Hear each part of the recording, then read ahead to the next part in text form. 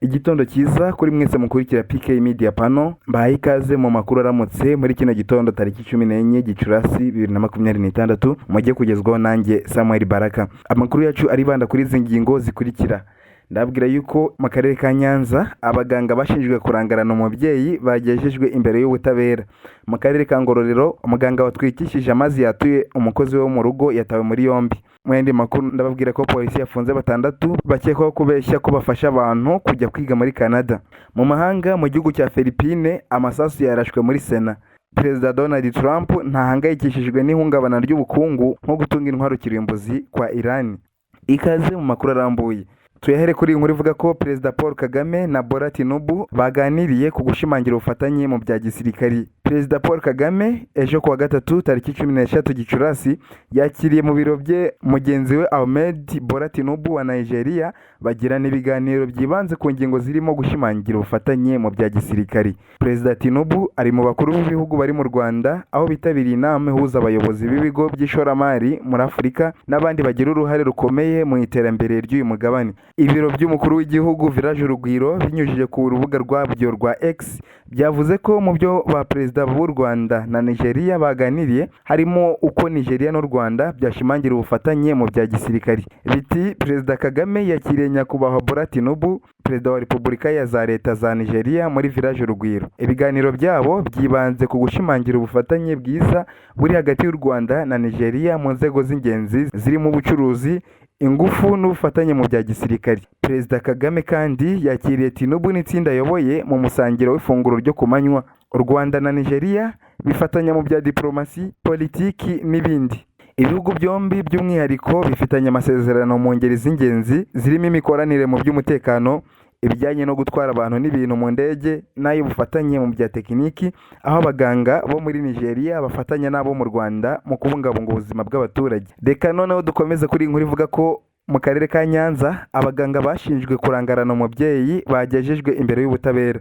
Abaganga 3 bakorera mu bitaro by'akarere ka Nyanza bitabye urukiko rw'ibanze rwa Busasamana aho baburanye ku ifungwa n'ifungurwa ku cyaha cy'ubwicanyi buturutse ku bushake. Bashinjwa gusiragiza umubyeyi wari ugiye kubyara umwana akaza gupfa, gusa abaregwa bo bakabihakana. Abaregwa ni Dr Dukundane Jean Marie Vianney, Munyaneza Emmanuel na Habineza Festus aho bitabye urukiko ejo tariki 13 Gicurasi 2026. Ubushinjacyaha burabarega icyaha cy'ubwicanyi buturutse ku bushake aho bivugwa ko basiragije umubyeyi wari ugiye kubyara umwana bikarangira umwana apfuye. Ubushinjacyaha busobanura ko ku wa 16 Ukwakira 2025 ku mugoroba bakiriye umubyeyi wari utwite ngo bamubage yoherejwe n'ikigo nderabuzima cya Gahombo giherereye mu murenge wa Kigoma, maze ageze ku bitaro bya Nyanza abaganga baramurangarana aho kumuha ubufasha bwihuse. Ubushinjacyaha bwavuze ko abaganga bamusiragije bamwaka fotokopi y'indangamuntu y'umukuru w'umuryango akabereka nimero z'irangamuntu y'umukuru w'umuryango maze barabyanga. Uhagarariye ubushinjacyaha yagize ati byarangiye yibyaje kuko yasiragijwe umwana arapfa. Ubushinjacyaha bwakomeje buvuga ko ibyo buvuga bishingira ku buhamya bw'umuforomo wo mu kigo nderabuzima cya Gahombo wavuze ko umubyeyi iyo yitabwaho neza mbere umwana we atari gupfa, ndetse ngo na nyina wuriya mubyeyi wari umurwaje yavuze ko abaganga basiragije umubyeyi kugeza umwana apfuye, ndetse n'umugabo w'uyu mubyeyi wavuze ko bamuhamagaye yakwendangamuntu kandi yari ari kure, ibyatumye ngo abaganga banga kwakira umubyeyi bose bakajya bamunyuraho aho kumufasha.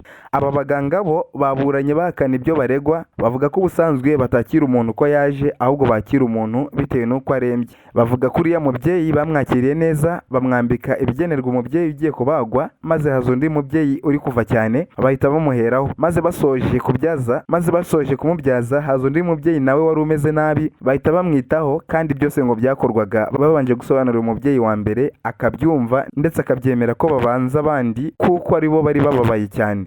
Berekanye ko umubyeyi ubarega we inda ye yari ifite amezi 7 ngo yababwiye ko ashaka kwituma, bamushyira ku gitanda ahita abyara umwana unaniwe arapfa. Bavuze ko kandi nta bugenzuzi bw'ibyangombwa bajya bakora kuko baba batabishinzwe, ahubwo haba hari abashinzwe kugenzura ibyangombwa bidakorwa n'abaganga. Ibyo bahera bavuga ko nta wamubajije fotokopi y'indangamuntu. uwungirije abaregwa we yabwiye urukiko ko abakiriya be nta cyaha bakoze, ahubwo ko uriya mubyeyi yaje bakamwakira bagira n'aho bamushyiraho gutegerereza ngo yitabweho, bityo nta cyaha gikwiye kubahama. Aba baganga batawe muri yombi ku wa 28 Mata 2026 bahita bafungirwa kuri sitasiyo ya RIB ya Busasamana mu karere ka Nyanza. Biteganyijwe ko icyo cyemezo cy'ubucamanza kizatangazwa muri uku kwezi kwa Gicurasi, hamenyekane niba bazakomeza kuburana bafunze cyangwa bari hanze. Mu karere ka Ngororero ho umuganga watwikishije amazi yatuye umukozi we wo mu rugo yatawe muri yombi.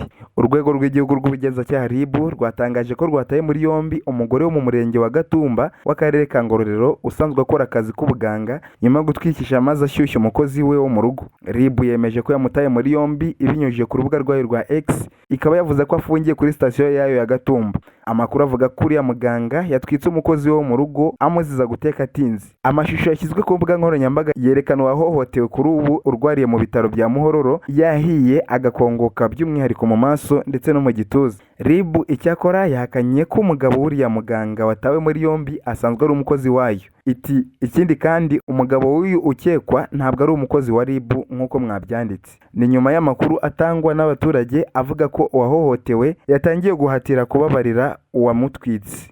Mu yandi makuru reka mbabwire yuko polisi yafunze 6 bakekwaho kubeshya ko bafasha abantu kujya kwiga muri Canada. Polisi y'u Rwanda yatangaje ko ku bufatanye n'urwego rw'ubugenzacyaha RIB yataye muri yombi abantu 6 bakekwaho gushuka urubyiruko barwizeza kubona amahirwe yo kujya kwiga muri Canada. Ni mu itangazo polisi yashyize hanze ejo ku wa 13 Gicurasi 2026.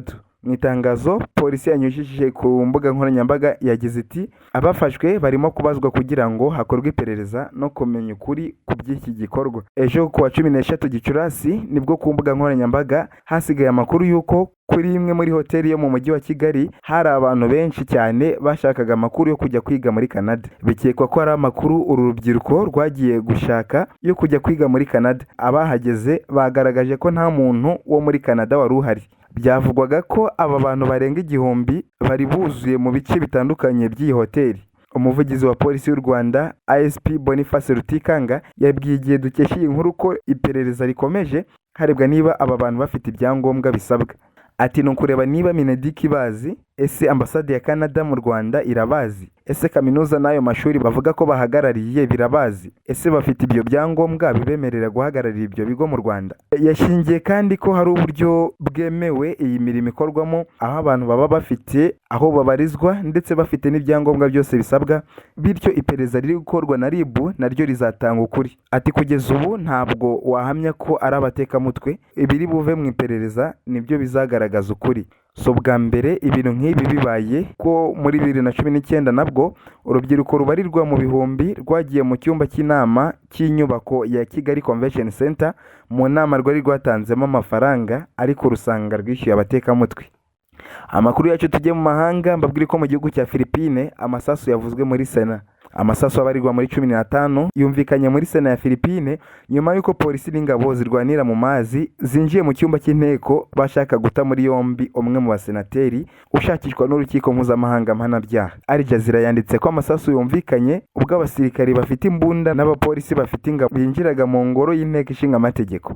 Umunyamakuru wa Al Jazeera yavuze ko yumvise amasasu 15 ariko ntihamenyekanye uwarashe. Senateri Ronald De La Rosa yari yatangaje ko ashobora gutabwa muri yombi, asaba abaturage kujya ku ngoro y'inteko ishinga amategeko kuburizamo itabwa muri yombi rye no koherezwa mu rukiko mpuzamahanga mpanabyaha. ICC yashyize hanze impapuro zo guta muri yombi De La Rosa zashyizweho mu Ugushyingo kwa 2025 akekwaho ibyaha byibasiye inyokomuntu, ibyaha Rodrigo Duterte ashinjwa ndetse ategereje kuzaburanira mu rukiko rw'ihagiwe mu Buholandi. De La Rosa yahakanye ibyaha byo kwica ashinjwa. De La Rosa yari umwe mu bapolisi bakuru mu butegetsi bwa Duterte hagati ya 2016 na 2018. Yagize uruhare mu gushyira mu bikorwa gahunda zo kurwanya ibiyobyabwenge, aho polisi ivuga ko zishwemo abantu 6,000. Polisi ya Philippines ivuga ko abantu barashwe babaga bari kurwanya abashinzwe umutekano bagiye kubata muri yombi, igahamya ko batishwe mu mugambi wari wateguwe. Dukomeza amakuru kuri inkuru ivuga ko Donald Trump adahangayikishijwe n'ihungabana ry'ubukungu nko gutunga intwaro kirimbuzi kwa Iran. Perezida Donald Trump yatangaje ko gusaba Iran kwisunga inzira y'ibiganiro byo guhagarika intambara imaze ibyumweru birenga 10 atabitewe n'uko ubukungu bwa Amerika bukomeje kuzahara, ahubwo ko ikimushishikaje ari uko Tehran bazibukira gahunda y'intwaro kirimbuzi. Ku wa 12 Gicurasi ubwo yari yerekeje mu Bushinwa, Trump yabajijwe niba ibibazo by'ubukungu ku banyamerika ari byo biri kumuhatira gushaka ibiganiro na Iran. Adatinze arasubiza ati nta na gito kiri muri ibyo. Ati ikintu cya mbere cy'ingenzi iyo mvuga kuri Iran nuko batagomba kugira intwaro kirimbuzi. Sintekereza ku bijyanye n'uko ubukungu bw'abanyamerika buhagaze, sintekereza ikindi cyose. Ubu ndi gutekereza ikintu kimwe, ntidushobora kwemera ko Iran itunga intwaro kirimbuzi. Nibyo, icyo nicyo cyonyine kinshishikaje. Nshuti wakurikiraga aya makuru, reka tuyasoreze hano nkwizeze ko amakuru arakagaruka. Iyi ni PK Media Panel.